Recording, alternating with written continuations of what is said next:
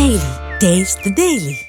ఏపీలో పెట్టుబడుల జోరు ఆగని క్రెడిట్ వార్ అన్నట్లుగా మారింది పరిస్థితి. ముఖ్యంగా విశాఖ కేంద్రంగా వస్తున్న పెట్టుబడులు మేమే తెచ్చామంటూ నేతలు క్రెడిట్ గేమ్ ఆడుతున్నారు. లేటెస్ట్ గా వచ్చిన కొన్ని కంపెనీలపై ఇదే స్టైల్లో పొలిటికల్ వార్ మొదలైంది. కాగ్నిజెంట్ సహా 7 ఐటీ కంపెనీలకు సీఎం చంద్రబాబు శంకుస్థాపన చేశారు. ఒప్పందం దగ్గర నుంచి శంకుస్థాపన వరకు కేవలం 11 నెలల సమయం మాత్రమే పట్టింది. స్పీడ్ ఆఫ్ డూయింగ్ బిజినెస్ అనే కాన్సెప్ట్ తో ఏపీ అభివృద్ధి కోసం కృషి చేస్తున్నామనడానికి ఇదే నిదర్శనమన్నారు మంత్రి లోకేష్. ఇది బిగినింగ్ మాత్రమే. మున్ముందు విశాఖకు మరిన్ని ఐటీ కంపెనీలు వస్తాయని లోకేష్ ధీమా వ్యక్తం చేశారు. See Visakhapatnam as the IT GCC hub for Andhra Pradesh, and the Visakhapatnam economic region will lead the economic transformation of Andhra Pradesh, and you will be the economic capital of Andhra Pradesh. Visakhapatnam is not competing with other cities in India, we are competing with the world. The question is no longer why Vizag, the question is why not Vizag. IT GCC కేంద్రంగా విశాఖపట్నం మారుతోంది. Why not Vizag అనే ప్రశ్న ఉదయించేలా IT కంపెనీలు పరిశ్రమల్ని ఈ ప్రాంతానికి ఆహ్వానిస్తున్నట్టుగా మంత్రి లోకేష్ తెలిపారు.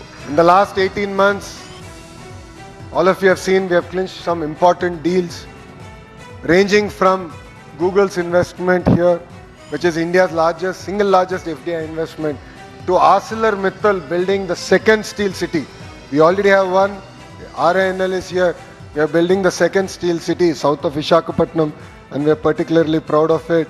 And this is just the beginning. This is history being made here. అయితే కూటమి ప్రభుత్వంపై వైసీపీ విమర్శలు చేస్తోంది. కూటమి ప్రభుత్వం చేసిందేం లేదు, కానీ క్రెడిట్ చోరీ మాత్రం చేస్తుందని ఆరోపించారు మాజీ మంత్రి గుడివాడ అమర్నాథ్.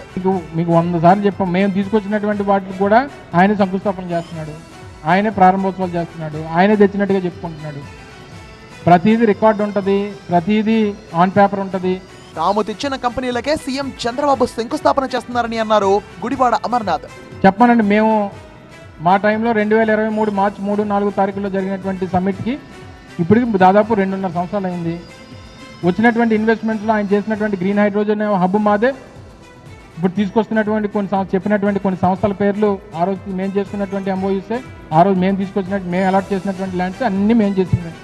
విశాఖను అభివృద్ధి చేయాల్సిన అనివార్య పరిస్థితులను తామే కల్పించామంటోంది వైసీపీ. విశాఖ కేంద్రంగా 5 లక్షల ఐటీ ఉద్యోగాలు వచ్చేలా తమ ప్రభుత్వం కృషి చేస్తుందంటోంది అధికార కూటమి. విశాఖ విషయంలో విజన్తో ముందుకు వెళ్తున్నాం, అద్భుతాలు సాధిస్తామని చెబుతోంది ప్రభుత్వం.